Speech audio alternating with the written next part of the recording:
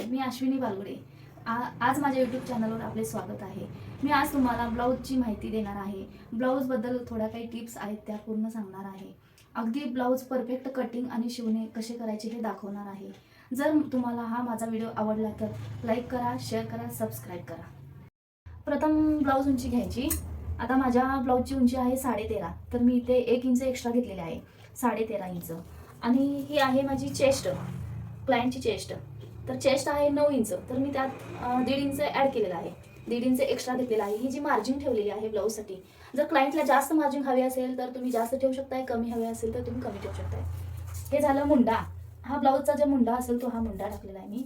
हा झाला गळा, बॅक गळा। आता क्लायंटला गळा हवा आहे पंचकोनी, तर मी हा पंचकोनी गळा जेवढा क्लायंटला हवा आहे तेवढा मी दिलेला आहे।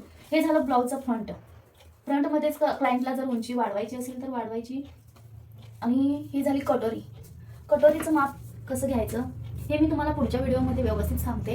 आता मी दाखवले तुम्हाला। हे आहे 5.5 इंच अधिक त्यामध्ये ॲड केलं 3 इंच, तर ही 8.5 इंच कटोरी आहे। टक्ससाठी 3 इंच कटोरी जाते उरते। आपली तयार कटोरी 5 इंच होते। ही झाली कटोरी। हा झाला भाईचा आकार। क्लायंटचं 5.5 इंच भाई आहे, तर आपण अर्धा इंच दोन्हीकडे म्हणजे 1 इंच एक्स्ट्रा धरून 6.5 इंच आपण ही भाई आकार दिलेला आहे। मार्जिनसाठी हे एक्स्ट्रा ठेवलेलं आहे। ही झाली क्रॉसपट्टी।